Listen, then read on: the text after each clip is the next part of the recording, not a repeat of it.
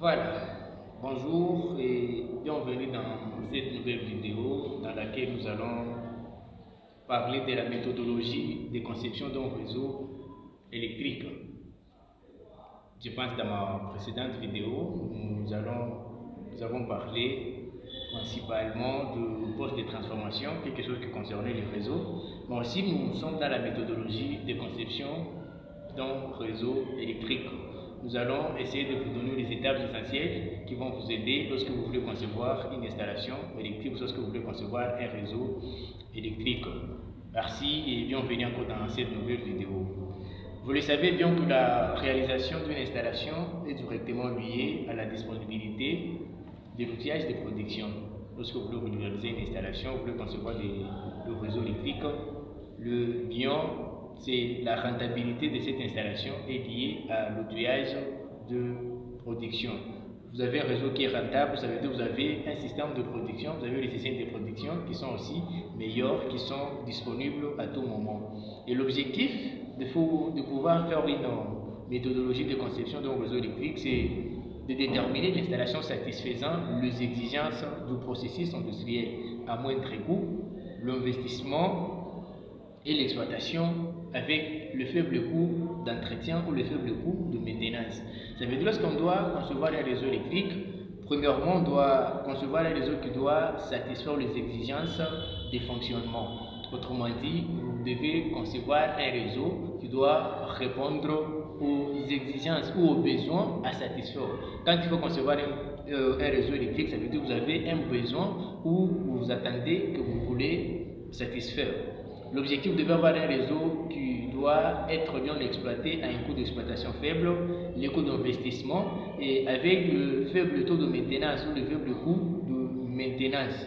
Pour ce faire, nous allons vous proposer généralement quelques étapes qui vont vous aider dans votre conception d'un réseau électrique. Première étape, vous devez premièrement recueillir les données. Ça veut dire identifier le problème ou le besoin à satisfaire, mais aussi les contraintes imposées. On ne doit pas concevoir un réseau électrique lorsque nous n'avons pas un besoin à satisfaire. Quand on conçoit un réseau électrique, ça veut dire que nous avons un réseau, nous avons un ensemble de besoins, un ensemble de problèmes ou des exigences que nous devons satisfaire. Et quand il y a des exigences, normalement, vous avez aussi des contraintes qui sont imposées. Ça veut dire que dans la première étape, vous devez, vous, en tant que technicien, en tant qu'ingénieur, en secteur d'un réseau, premièrement, identifier ou recueillir le besoin, recueillir les données. Deuxième étape, vous devez élaborer le premier schéma unifilaire. Il s'agit d'un premier schéma qui doit répondre aux besoins que vous êtes fixés dans la première étape. Première étape, vous avez l'ensemble de données que vous voulez satisfaire. Deuxième étape, vous devez réaliser un schéma unifilaire qui doit répondre aux exigences, aux besoins ou aux problèmes que vous êtes posés dans la première étape. Troisième étape, vous devez faire une étude technique et la validation du schéma. Vous avez d'abord élaboré un schéma aux deuxième étape, vous avez identifié un ensemble de besoins, vous avez un ensemble de besoins que vous voulez satisfaire. Dans la deuxième étape, qu'est-ce que vous voulez faire? Vous devez maintenant faire une étude technique. Ça veut dire que vous devez faire ce que nous appelons l'étude technico-économique. Est-ce que votre installation ou le réseau que vous voulez concevoir sera rentable? Est-ce que le coût de maintenance est faible? Est-ce que vous avez tenu compte de paramètres environnementaux? Est-ce que vous avez tenu compte de telles conditions? Là, si vous vous rendez compte que toutes ces étapes là sont vérifiées, vous devez maintenant valider les schémas. Est-ce que le schéma que tu dois élaborer aux deuxième étape pour répondre aux exigences ou aux besoins que tu t'es fixés dans la première étape? Quatrième étape, vous devez passer aussi dans le calcul du réseau, déterminer les courants de court-circuit, déterminer le flux de puissance. Et quand vous déterminez les courants de court-circuit, là, ça va vous imposer aussi de déterminer aussi la section de conducteurs. Ça veut dire dans l'étude technique, vous devez élaborer, déterminer le paramètre d'un réseau électrique.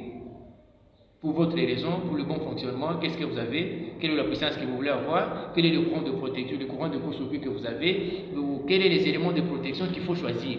C'est en fonction de l'étude technique que vous avez là-bas. Vous avez la puissance, vous devez déterminer par exemple la puissance du transformateur, la section de conducteur, mais aussi le type de support qu'il faut utiliser pour votre réseau.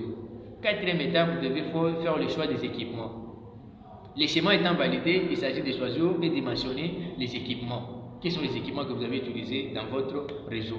ces équipements auront quelle puissance? Parce que tu as déjà bien dû mentionner les éléments de protection. Tu dois maintenant faire le choix en fonction de la troisième étape. Tu vas valider les schémas. Tu vas bien déterminer tes études, tu vas bien déterminer le paramètre technico-économique de votre installation. Et dernière étape, vous devez faire le choix et les réglages des appareils de protection.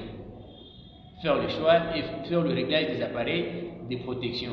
Les appareils qui seront choisis, est-ce qu'ils seront en mesure de réagir lors d'un court-circuit?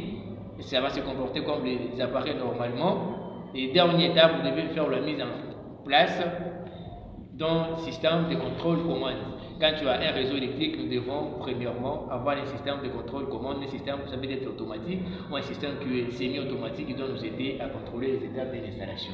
D'une manière synthétique, vous devez premièrement faire recueillir les données, deuxièmement élaborer les schémas unifiliaires, troisièmement faire l'étude technique de valider les schémas unifiliaires, quatrième étape, vous devez faire le choix des équipements, dernière étape, vous devez faire le choix et réglage des appareils de protection et dernière étape, vous devez faire le système de mise en place d'un système contrôle commande. Si vous avez bien regardé la vidéo, c'est supposé que vous avez compris la méthodologie de conception d'un réseau électrique tel que proposé dans le cahier technique de Schneider Electric.